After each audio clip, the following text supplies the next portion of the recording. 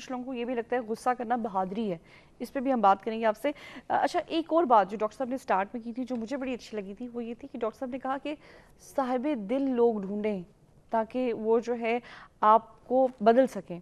آج کل کے دور میں ہم کیسے ڈھونڈ سکتے ہیں جب ہم خود کہتے ہیں کہ جی ہم ایک فاسٹ لائف گزار رہے ہیں, ہمارے پاس ٹائم نہیں ہے.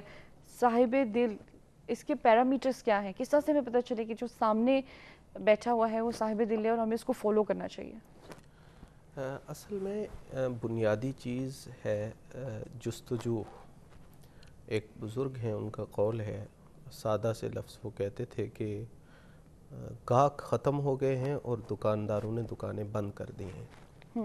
ایسا نہیں ہو سکتا کہ ان لوگوں سے دنیا خالی ہو جائے, ٹھیک ہے, لیکن ان کے طلبگار اور متلاشی ہیں یا نہیں ہیں یہ ایک دوسرا مسئلہ ہے.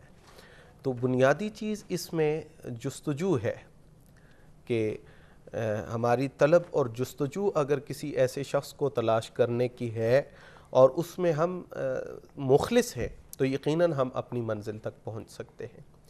دوسری بات یہ ہے کہ اگر اس دور کے اندر ہمیں ظاہری طور پر ایسے لوگ نہ ملے تو ایسے لوگ کہ جو واقعتاً صاحب دل تھے اور ان کے صاحب دل ہونے سے کسی کو انکار نہیں ہے, ان کی تعلیمات ہمارے درمیان موجود ہیں. صحیح. اگر اور یہ ایک بہترین وے ہے, اور ہم لوگ تو یہ بھی کہہ سکتے ہیں کہ تجربے سے یہ ثابت ہے کہ اگر آپ غصے میں ہیں, کسی پریشانی میں ہیں, اور آپ کسی بزرگ کی کتاب اٹھا کے پڑھنا شروع کر دیں, اور یقینی بات ہے کہ چند لمحے کے بعد انسان پہ ایسی کیفیت ہوتی ہے, انسان ساکت اور جامد ہو جاتا ہے اور وہ کہتا ہے کہ یہ میں کیا کر رہا ہوں, یہ دنیا کیا ہے, اور اس دنیا کے لیے یہ پریشانی کیا ہے, اور بالکل انسان یکسر بدل جاتا ہے. صحیح. تو اگر ہمیں ظاہری طور پر ایسے لوگ نظر نہ آئیں معاشرے میں تو ہمارے پاس وہ تعلیمات آج بھی, مثلا میں ایک کتاب کا نام لیتا ہوں, جی جی, کسی وقت آدمی کسی کیفیت میں ہو کشف المحجوب اٹھا کے پڑھنا شروع کر دے. کشف المحجوب حضرت داتا علی حجویری رحمۃ اللہ تعالی علیہ کی. یقیناً انسان چاہے وہ دین سے تعلق رکھتا ہے یا وہ دین سے اتنا قریب نہیں ہے, وہ اپنے اندر ایک چینج اور تبدیلی ضرور محسوس کرے گا. بہت خوب. رہی تیسری اور آخری بات وہ یہ ہے کہ آپ یہ کیسے پہچان سکیں کہ یہ شخص صاحب دل ہے یا نہیں. تو اس کے حوالے سے ہمارے بزرگوں نے ایک شناخت بتائی, اور وہ شیخ کامل کی جب علامات, مرشد کامل کی جب علامات بیان کرتے ہیں تو اس میں یہ چیز ذکر کرتے ہیں. وہ کہتے ہیں کہ آپ اس بندے کے پاس بیٹھیں, آپ اس کی صحبت اور مجلس کریں, اگر آپ کو یہ محسوس ہو کہ جیسا آپ بازار میں تھے, آپ گھر میں تھے, آپ دنیا کے ماحول میں تھے, آپ یہاں ویسے نہیں ہیں, تو آپ سمجھے کہ میں کسی صاحب دل آدمی کے پاس آیا. اور اگر آپ کی کیفیات میں کوئی تبدیلی نہیں آتی, آپ ویسے کے ویسے ہیں, تو آپ وہاں سے دامن چھاڑ کے اٹھ جائیں کہ آپ کو اپنی منزل نہیں ملی. اچھا مسز احمد کی جی جی ایڈیشن کرنا چاہوں گا اس چیز میں نا.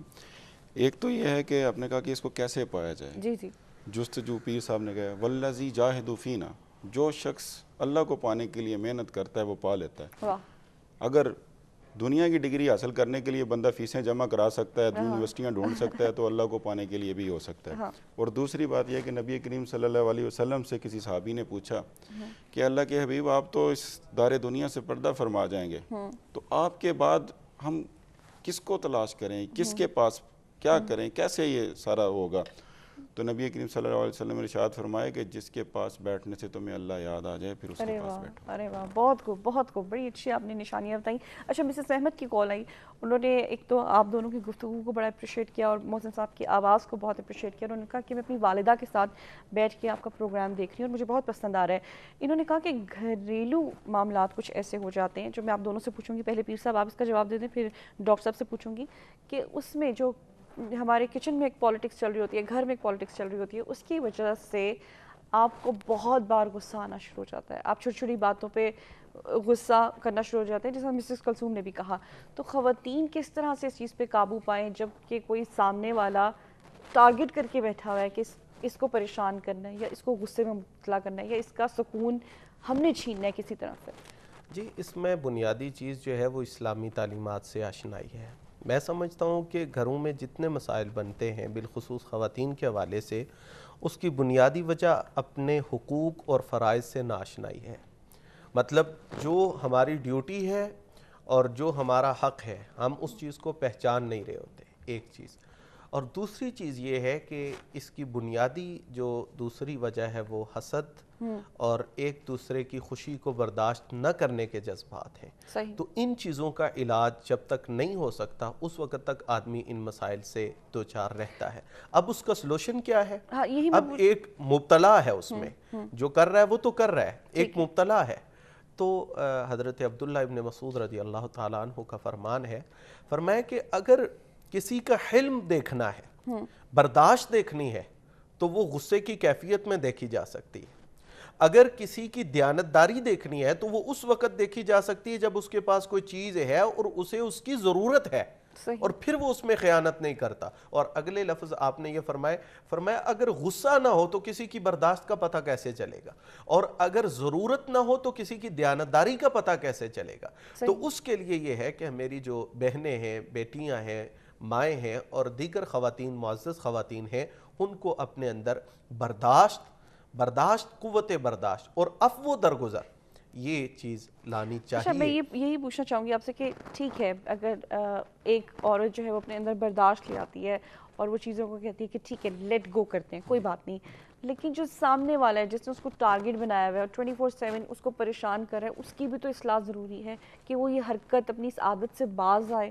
اس کو کس طرح سے ہم مولڈ کر سکتے ہیں کہ وہ پازیٹیو ہو جائے؟